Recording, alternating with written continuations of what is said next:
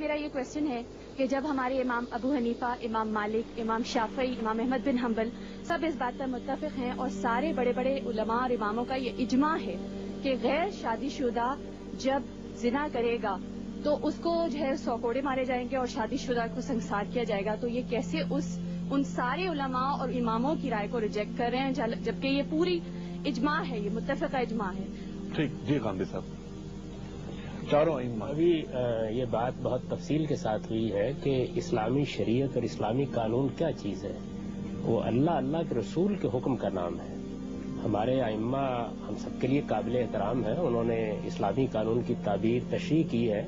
اس تعبیر اور تشریح میں اگر کوئی غلطی ہوگی تو اسے دور ہونا چاہیے.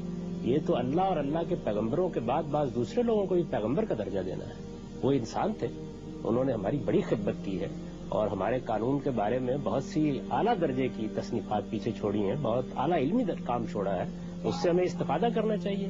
لیکن یہ بات کہ وہ غلطی نہیں کر سکتے تھے، یہ میری سمجھ میں نہیں آتی. میں نے اس کے اوپر جو تنقیدیں کی ہیں وہ چھپی ہوئی موجود ہیں، آپ اس کو پڑھیے اور یہ دیکھیے کہ ان تنقیدوں میں کوئی وزن ہے یا نہیں ہے. امام ابو حنیفہ، امام مالک، امام شافعی، امام احمد بن حنبل سب ہمارے ائمہ ہیں، لیکن یہ سب کے سب انسان ہیں. ان میں سے پیغمبر کوئی بھی نہیں تھا.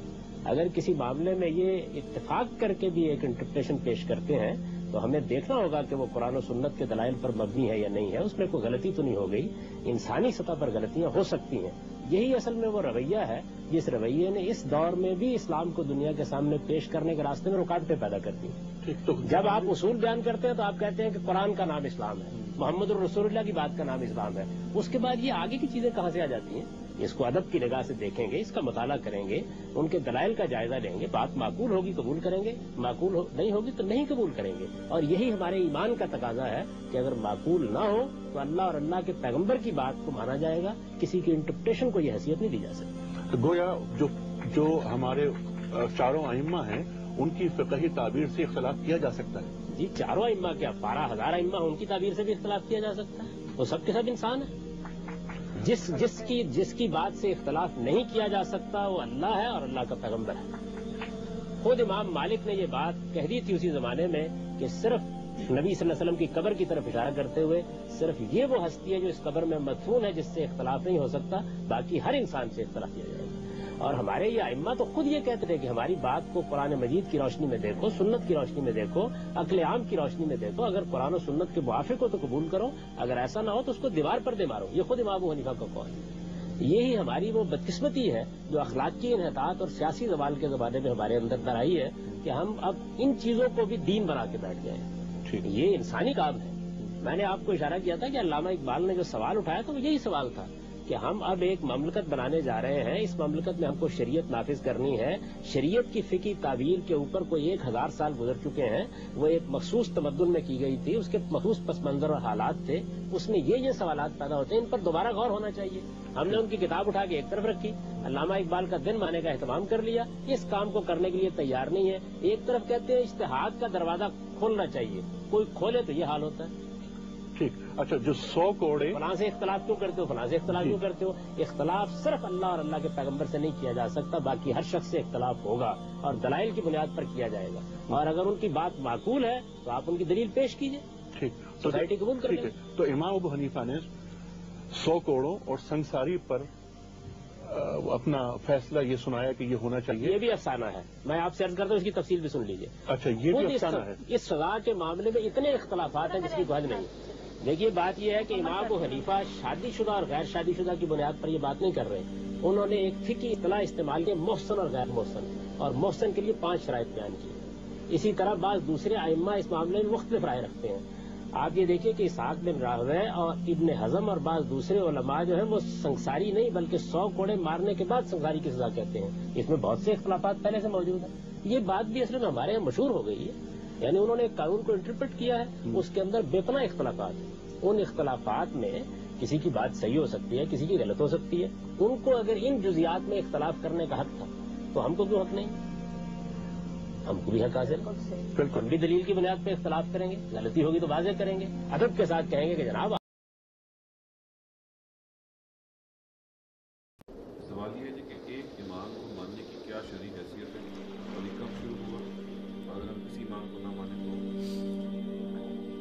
مسلمانوں کے لیے ایک ہی امام ہے، کسی دوسرے امام کو ماننے کا کوئی سوال ہی نہیں ہے، اور وہ محمد الرسول اللہ صلی اللہ علیہ وسلم۔ یہ امامت آخری درجے میں آپ پر ختم ہو گئی۔ آپ کے بعد اب نہ آسمان سے کوئی وحی آنی ہے، نہ کسی کی یہ حیثیت ہے کہ اس سے اختلاف نہ کیا جا سکے۔ محمد الرسول اللہ صلی اللہ علیہ وسلم کو اپنا آخری امام ماننے ہی کا نام اسلام لانا ہے، تو یہ ہم نے مان لیا۔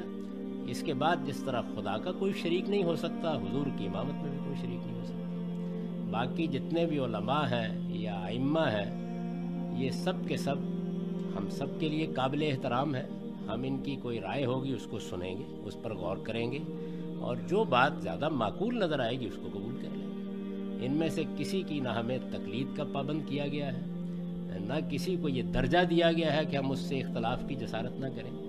ان سب کو ہمارا امام ہو کے رہنا ہے، یعنی سب کے سب علماء، خواہ وہ امام شافعی ہیں یا امام احمد بن حنبل ہیں یا امام غزالی ہیں یا شاہ ولی اللہ ہیں، کوئی بڑے سے بڑا ماضی کا عالم ہو، آج کا عالم ہو، وہ سب کے سب اصل میں اپنی تحقیق پیش کر رہے ہیں، اور انسانی تحقیق میں غلطی بھی ہوتی ہے۔ تو ہر عالم کو دوسرے لوگوں کو یہ کہنا چاہیے جن سے وہ مخاطب ہوتا ہے کہ میری بات بھی سن لو اور دوسروں کی بات بھی سنو، اور اس کے بعد اپنی عقل کو استعمال کر کے جو زیادہ مدلل چیز ہے، جو زیادہ صحیح بات تم کو نظر آتی ہے، اس پر عمل کرو، اس لیے کہ تم اپنے ہی فیصلے کے لیے خدا کے ہاں جواب دے دو۔ تو کسی ایک امام یعنی رسول اللہ کے بعد کسی ایک امام یا کسی ایک عالم کے ساتھ اپنے آپ کو اس طرح وابستہ کر لینا کہ اس کی بات صحیح ہو یا غلط ہر حال میں مانی جائے گی، یہ میرے نزدیک حرمت کے درجے کی چیز ہے، اس کی کوئی گنجائش نہیں ہے۔